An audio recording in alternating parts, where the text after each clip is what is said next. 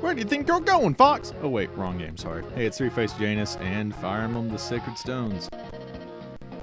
Grottos mean your days. Oh wait, I already did that, never mind. Now here's a funny line here. She says her brother has taught her something of swordplay, and yet, as we find out later, her brother uses lances in battle. So, his knowledge of swordplay is probably rather limited, but whatever.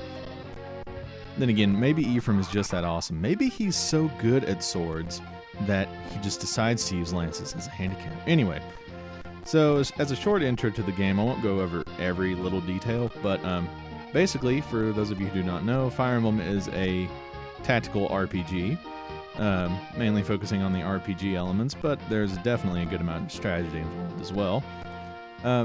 Basically, the game works like this. You get your turn, which it's on right now, and you have your units in blue and the other units in red. It's always like that for the Game Boy Advance games, but for the console games and others... Are there others? Well, anyway. For the non-Game Boy Advance games, it can be different, so there you go. And so anyway, you go to each character, you put your cursor over them, and you press A to get to this, and then you can see their movement range represented by the blue squares. And then you choose the square that you want to move them to. They'll move there. And then you get these three options: attack, which lets you attack. We'll get to that in a moment. Item, which lets you use an item. And wait, which ends the character's turn. And although you wouldn't think it, this can actually be used to a strategic advantage, but I'll get into that a bit later.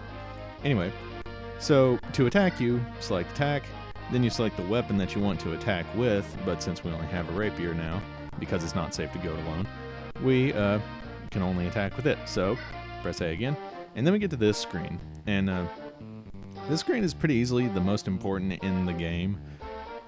It tells you everything that you need to know about the upcoming fight.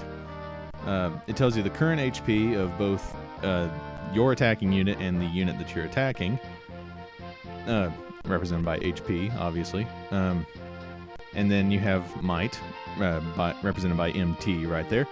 And that's your attack power. Not attack, it's might in this game. And let's see. Yeah, so then hit is your hit percentage. So since Erica's hit is 100, that means that she's guaranteed to hit the enemy. And crit represents your critical percentage, meaning your percentage to get a critical hit, which in these, in every Fire Emblem game that I've ever played, I don't know if it's true for all of them or not, but criticals in the Fire Emblem series deal triple damage. It's ridiculous. So if you get that, that's really good. There are some characters later on who are better at it, but Erica's no slouch herself. Also, since Erica is much faster than the enemy that she's attacking here, she has the ability to attack twice, which is why that ×2 is floating rather earnestly around the 7 right there. And so, you can see that attacking here is a very good idea because the opponent only has a 39% chance to hit us. So, let's go and attack.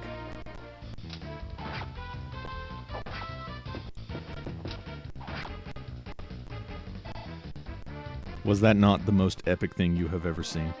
Now, I was wrong there.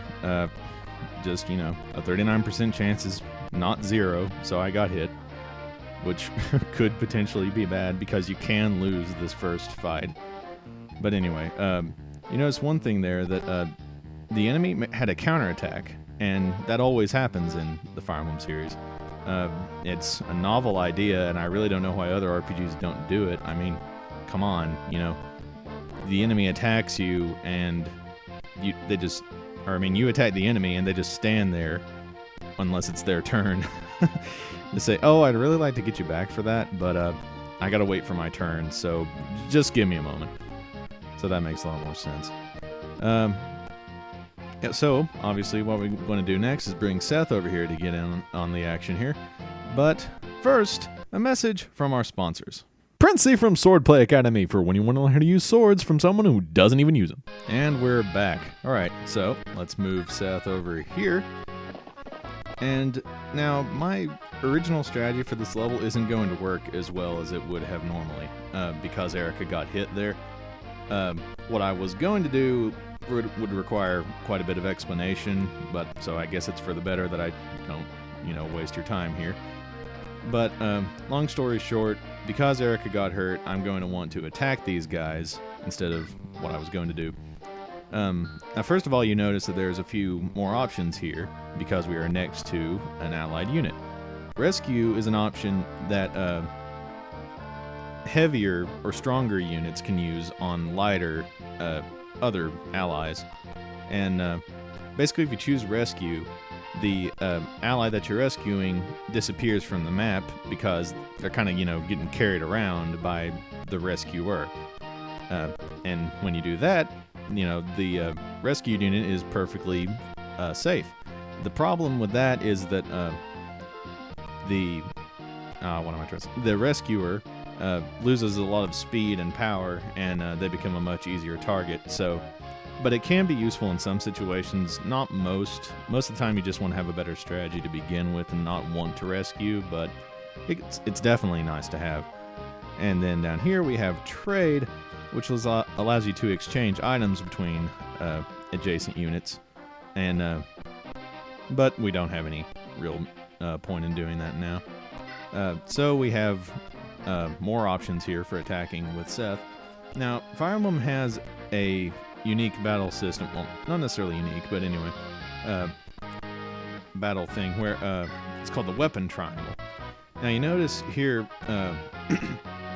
where besides Seth you have the sword icon and it has the green up, whereas by the soldier's name it has an axe and a red down arrow. That means that Seth is superior in the weapon triangle. Now the weapon triangle is basically a rock, paper, scissors sort of thing. Swords perform better against axes, axes perform better against lances, and lances perform better against swords. And those aren't the only weapons that are used throughout the entire game. There's a good variety of other ones. But that's the main weapon triangle, and there's another triangle for magic, and depending on the game there could be a third triangle, but we won't get into that because it does not exist in this game. So, but frankly, even if Seth used a lance here, he would still pretty much guaranteed to kill the guy in one hit. So the weapon triangle is not like Pokemon sometimes, where if you have the advantage you'll win basically every time. It's not like that. If a unit's good enough, the weapon triangle really doesn't matter. So, but I do want him to use the sword just because it's far more accurate. You see there I have a 94% chance, and then here I have a 64%. So let's go for that. Yeah, Seth is the man. Well, not exactly, but I'll get into why that is next episode or later. Okay, come on. Yeah! Yeah, that's what I'm talking about. Here I was afraid that I was gonna die. Yeah, right. Yeah. Your days are through. How many times am I gonna say that? Okay, here's one thing that I can do here, showing off a little bit of more advanced strategy that's useful. First of all, the reason that I'm doing what I'm about to do is to get more experience, because you get experience for every attack that you give or receive, but you only get really good experience when you kill an enemy. So, that's why I want Erica to go down here, use an item, and she can use a vulnerary, which is basically a potion. It restores, I think, 10 HP in this game. And then use it so that she's not in danger of dying from the boss there. And then what I hope will happen is that the boss will move here and then attack Erica, and then she will counterattack and kill him. But will it work? Find out next time on Fire Emblem: The Sacred Stones.